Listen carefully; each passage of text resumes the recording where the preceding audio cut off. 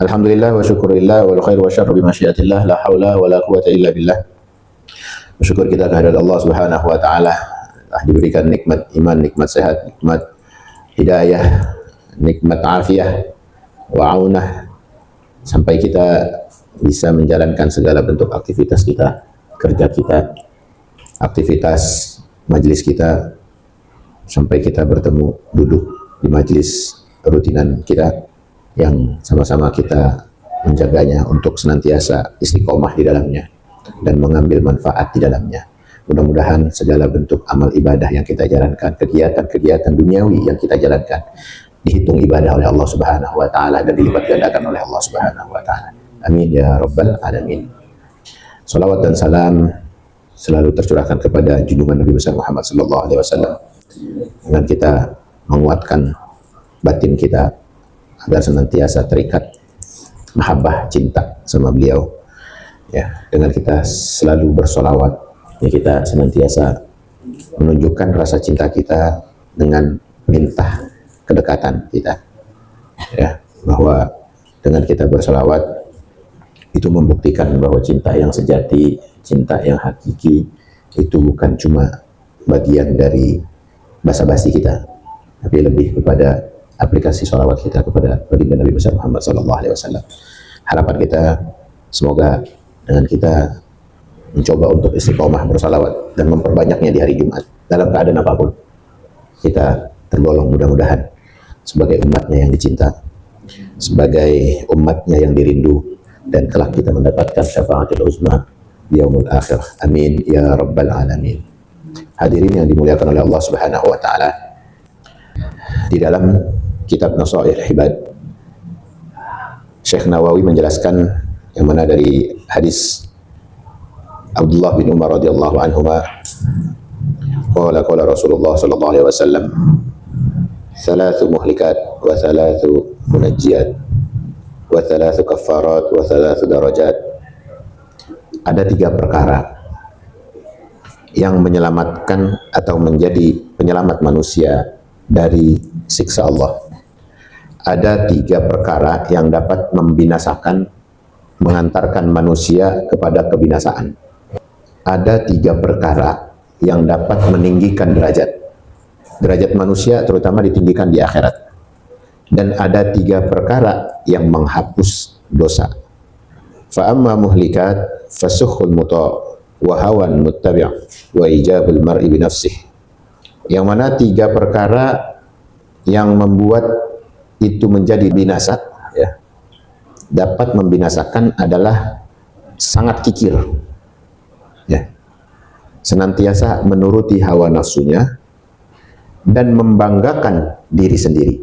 Jadi ketika orang itu merasa dirinya punya lalu kikir, kita pernah bahas tentang kikir, ada babnya kemarin, ya, itu akan membinasakan.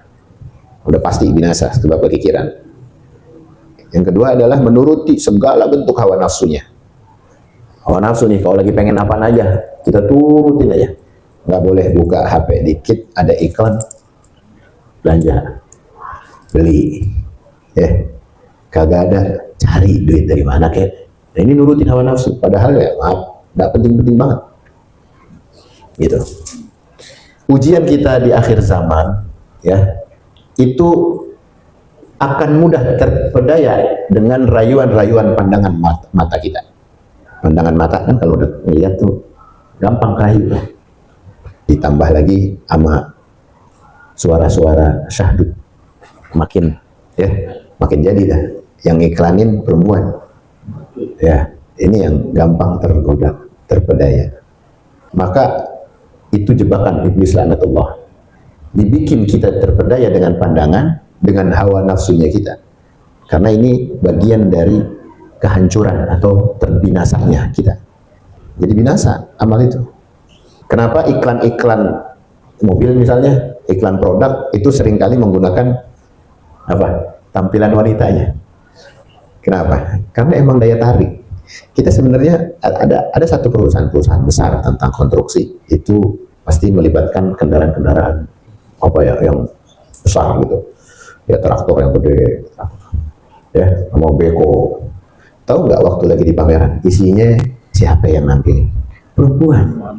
Padahal kagak ada hubungannya itu, beko, traktor, pakai juga dia kagak bisa. Kenapa ditampilin di situ dengan pakaian seksi? Ya, makanya kalau lagi ada laki nih bisnismen atau dapat kerjaan yang bahasa kata survei produk, itu bini kudu curiga. Lu mau bagaimana bang? Lu mau ngeliat produk apa yang lagi nampilin? Gitu. Karena daya tariknya itu bukan pada produknya, tapi daya tarik itu oleh kemaksiatan yang ditampilkan.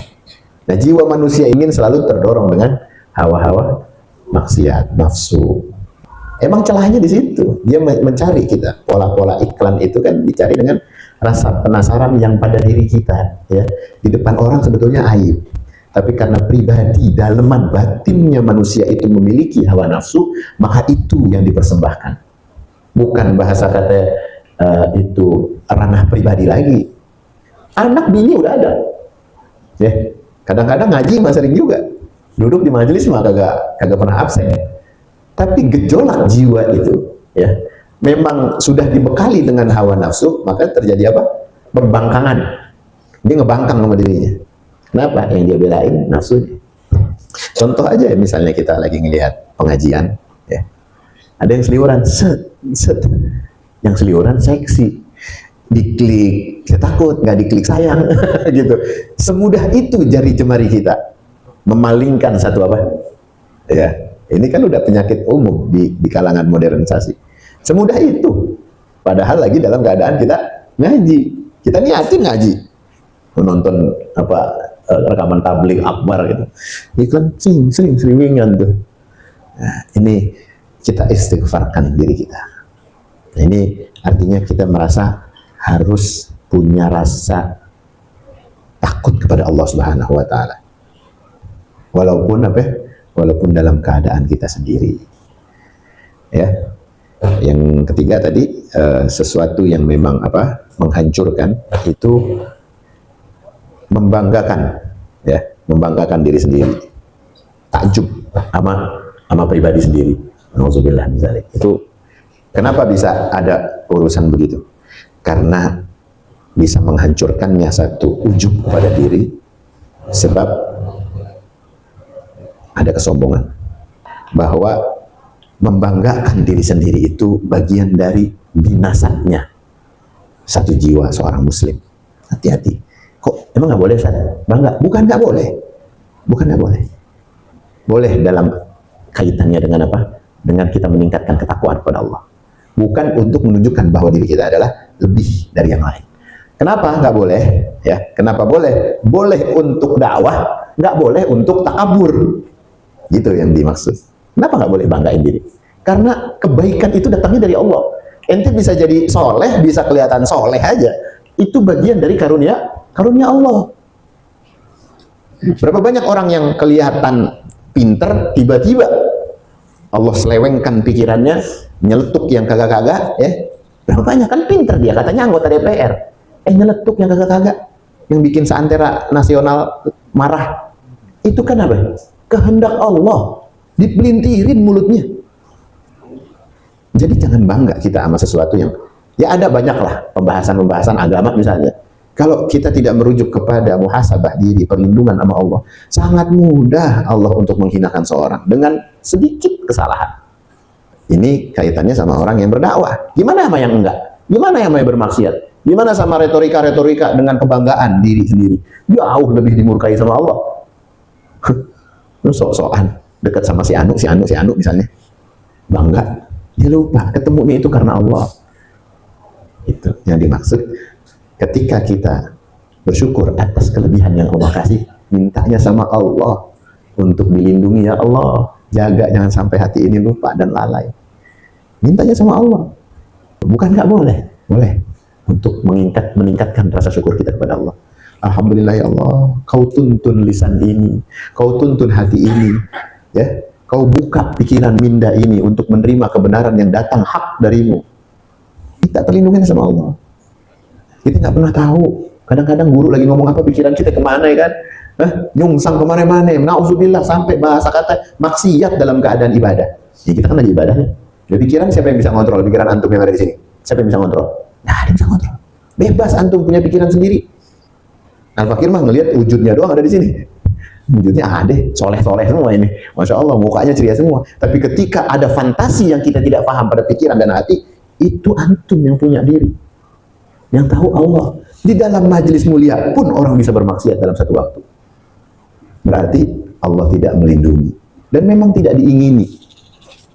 Gitu. Ini bahayanya kalau kita tidak selalu berpangku untuk minta perlindungan sama Allah. Ya Allah, lindungi ya Allah. Jangan orang anggap bagus hanya di pandangan. Bagus pula di hadapanmu ya Allah. Mintanya sama Allah. Kita pengen cakep di depan Allah, bukan orang. Orang mah bonus aja kali. Bagus banget ya, pengajian di situ. Bagus banget ente jadi ahli majelis itu. Kan ente bangga tuh rasanya. Minta sama Allah, biar Allah jauh lebih bangga. Jadikan manusia ini adalah apa? Adalah satu bonus. Penghambaan kita kan akhirnya sama Allah. Ya, amalan kita besok kan sebenarnya bakal diminta atau dipaparkan kepada Allah dan untuk Allah. Lalu mana yang buat Allah dan buat orang atau buat manusia dan makhluknya akan terpisah dengan sendirinya.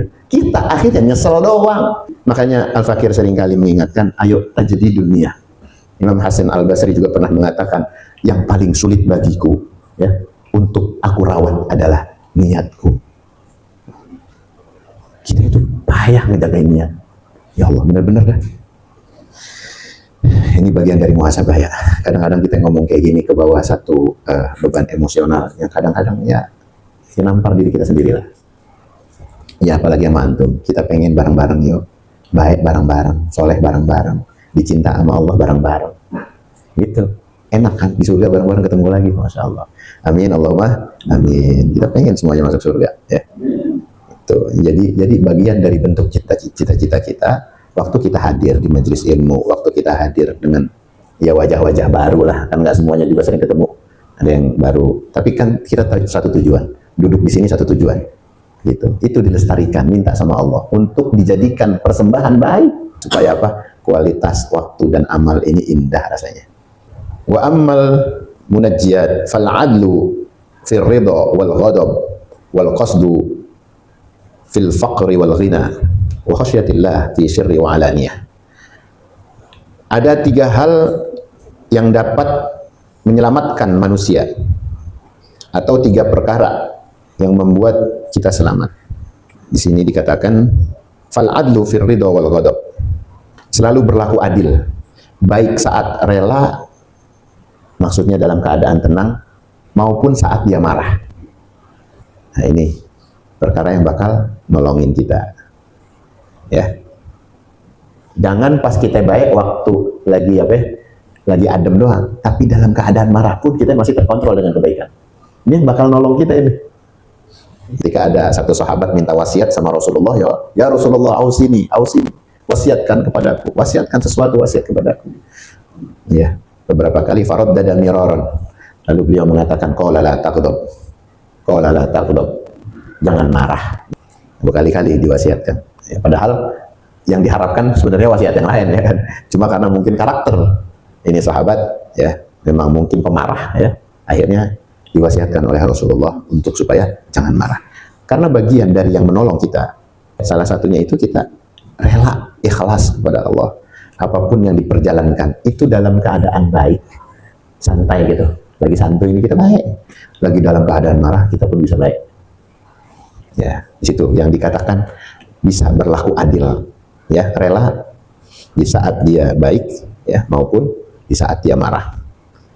Arti dari marah dan rela, menurut Syekh Imam Nawawi, itu mengatakan bersikap marah pada hal yang dimurkai Allah dan bersikap rela dengan apa yang diredoi oleh Allah. Jadi marah karena Allah, ya juga baik atau ikhlas karena Allah.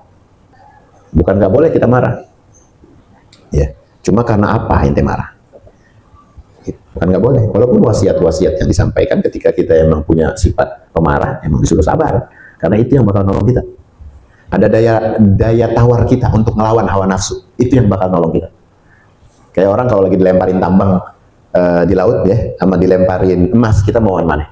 Lagi mau tenggelam. Milih emas di tengah-tengah. Tenggelam dia, dinikmatin juga kagak. Ya. mati tenggelam. Dia lebih memilih akhirnya pada tali dan tambang karena bisa menyelamatkan. Ya itu sama ketika kita ini tahu bahwa satu amarah, satu perlakuan buruk kepada orang yang akibat cuma nafsu doang, ini akan memperkeruh hubungan kita. Maka kita lebih memilih untuk diam dah. Gua diem dah. Kita doa aja dah. Mudah-mudahan ada yang dikasih sama Allah jalannya untuk dia sadar. Gitu aja udah. Gitu aja. Ada temen emang, ya, yang nggak jauh-jauh, temen deket. Emang kita hidup sama siapa sih kalau bukan yang deket-deket? Bikin marah, bikin kesel. Tapi karena kita udah tahu konsepnya, kalau membawa sesuatu kepada diri pribadi dan pembelaan itu membuat makin keruh, diem. Mendingan ahsan ente diem. Karena ente punya sifat apa ya? Pemarah. Jangan ngabisin pahala, ya, ngilangin karomah. Ente punya majelis banyak banget nih duduk, alhamdulillah.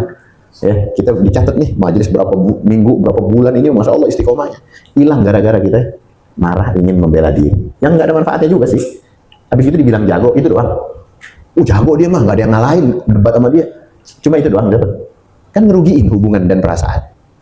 Ini kalau bukan karena Allah, mendingan dia. Kecuali marah karena Allah. Ada penghujatan, ya, ada penghinaan, ya, ada pengelabuan, kecurangan. Marah kudu. Ente diem aja lah, kasihan teman kita dicurangin. Kita cekel kenceng-kenceng. Kezoliman di depan mata kita. Ente ngaku katanya amar ma'ruf nahi mungkar. Dosa kalau kita diam. Kita tolongin. Boleh lu ngatain gua pribadi, gua kalau marah, tapi kalau teman gua dia apa-apain, apalagi guru gua gitu. Jadi menjadi tameng kebenaran dalam konsep kemarahan kita itu ada porsi tempat lillahi ta'alanya. Karena Allahnya. Mungkin pribadinya dia nggak marah. Dizolimin pribadi nggak marah, tapi kita sebagai teman wajib nggak marah?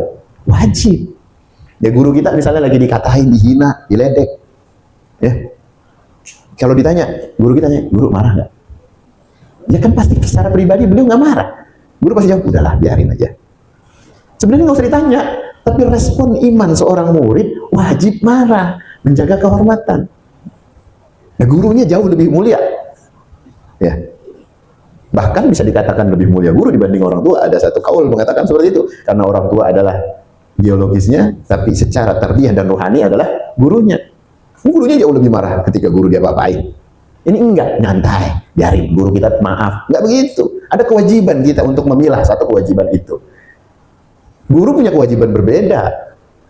Dia memang harus lapang dada untuk memaafkan muridnya. Tapi murid juga punya kewajiban berbeda untuk menjaga kehormatan gurunya. Itu ya, paham ya sekarang pelan-pelan nih. Ya kita bahas supaya makin kebuka. Karena kalau kita nggak buka, kita nggak bahas, kita nggak ulas, akhirnya kita terpaku sama satu kefiguran doang. Udah biarin guru kita nggak marah. Nggak begitu, nggak. Ada kewajiban yang memang harus kita lakukan. Orang tua kita diledekin, mungkin beliau nggak marah. Karena kesepuhannya mungkin, ya, karena ditokohkannya orang tua kita.